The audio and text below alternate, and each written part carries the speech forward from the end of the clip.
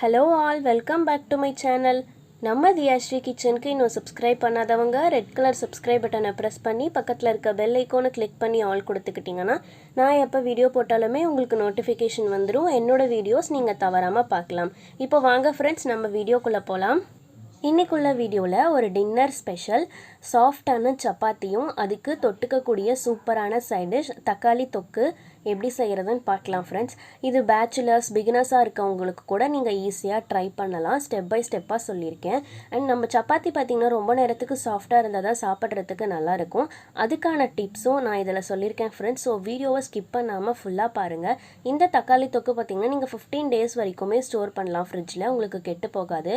இப்போ வாங்க ஃப்ரெண்ட்ஸ், இது நம்ம எப்படி செய்கிறதுன்னு பார்க்கலாம். ஃபஸ்ட்டு நம்ம சப்பாத்திக்கு மாவு பிசைஞ்சிடலாம். நான் 1.5 கப் கோதுமை மாவு ஆசீர்வாத ஆட்டா யூஸ் பண்ணியிருக்கேன்.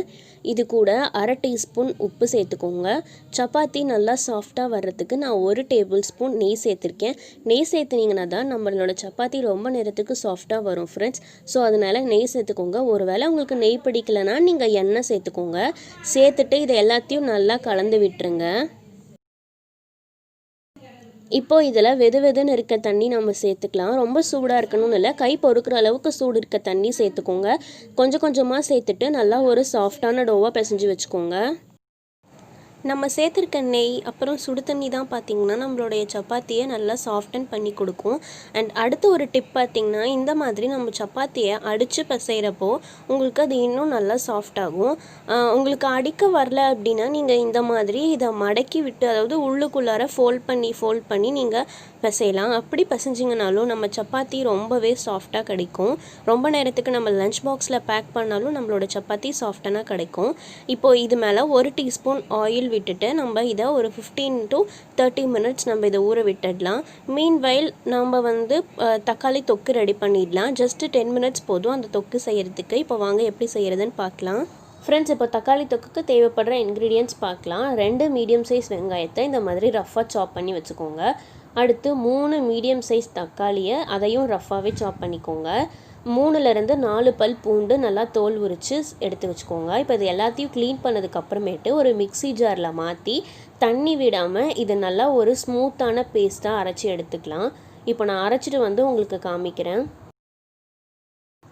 பாருங்கள் ஃப்ரெண்ட்ஸ், நான் தண்ணி ஊற்றாமல் நல்லா நைஸாக இந்த மாதிரி அரைச்சி எடுத்துகிட்டு வந்துட்டேன். இப்போ இதை நம்ம தாளிச்சிடலாம். இப்போ ஒரு பேனில் 3லேருந்து 4 டேபிள் ஸ்பூன் எண்ணெய் சேர்த்துக்கோங்க. இந்த டிஷ்க்கு எண்ணெய் அதிகமாக இருந்தால் தான் உங்களுக்கு அந்த டேஸ்ட்டு சூப்பராக இருக்கும்.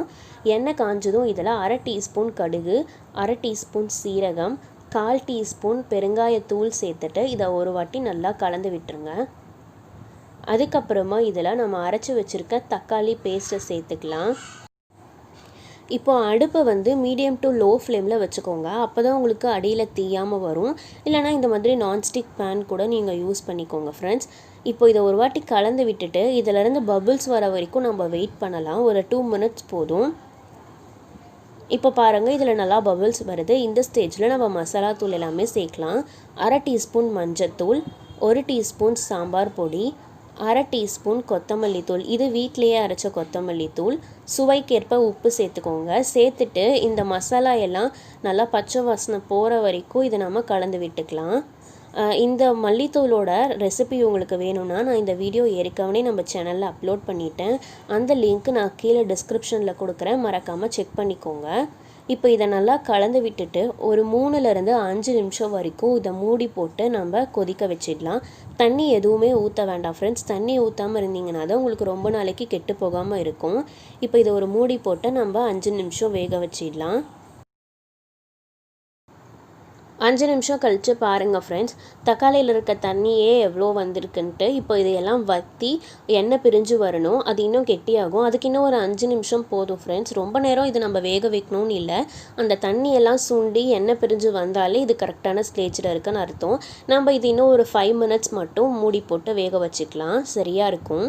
இந்த தக்காளி தொக்கு பார்த்திங்கன்னா நம்ம சப்பாத்தி ஊற வைக்கிற நேரத்துலையே செஞ்சிடலாம். இப்போ பாருங்கள், நான் 10 நிமிஷம் தான் வேக வச்சேன். தண்ணியெல்லாம் வற்றி எப்படி எண்ணெய் பிரிஞ்சு சுண்டி வந்திருக்கு. நான் சொன்ன மாதிரி மீடியம் டு லோ ஃப்ளேமில் வச்சிங்கன்னா தான் உங்களுக்கு அடியில் தீயாமல் வரும். இப்போ இந்த தக்காளி தொக்கு சூப்பராக ரெடி ஆயிடுச்சு ஃப்ரெண்ட்ஸ். இப்போ 15 நிமிஷம் ஆயிடுச்சு ஃப்ரெண்ட்ஸ். நம்மளோட சப்பாத்தி மாவும் நல்லா சாஃப்டாக ஊறி வந்திருக்கு பாருங்கள். இப்போ இதை நான் வந்து 6 பால்ஸாக உருட்டிக்கிட்டேன். இப்போ இதை நம்ம விரிச்சிடலாம். ஃப்ரெண்ட்ஸ், இப்போ சப்பாத்தி தேய்க்கிற கட்டையில் அடியில் கொஞ்சமாக கோதுமை மாவு தூவிக்கோங்க.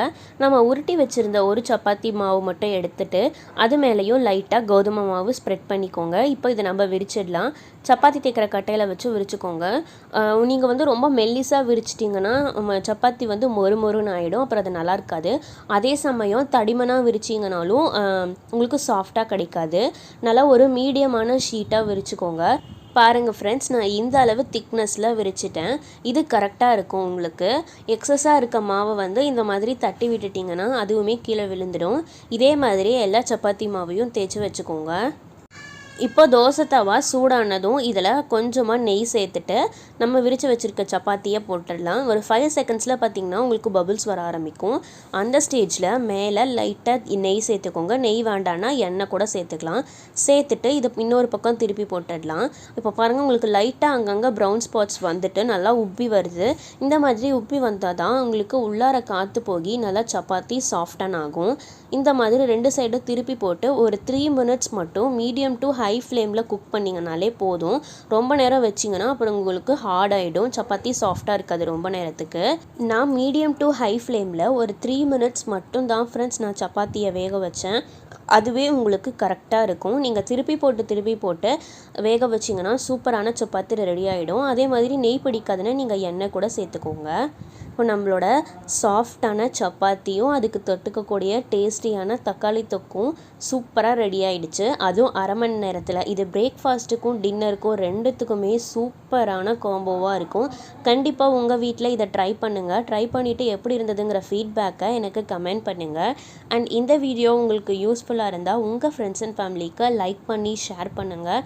நம்ம சேனலுக்கு இன்னும் சப்ஸ்கிரைப் பண்ணாதவங்க ரெட் கலர் சப்ஸ்கிரைப் பட்டனை ப்ரெஸ் பண்ணி பக்கத்தில் இருக்க பெல் ஐக்கானை கிளிக் பண்ணி ஆல் கொடுத்துக்கோங்க. அப்போ தான் நான் எப்போ வீடியோ போட்டாலும் உங்களுக்கு நோட்டிஃபிகேஷன் வரும். தேங்க்யூ.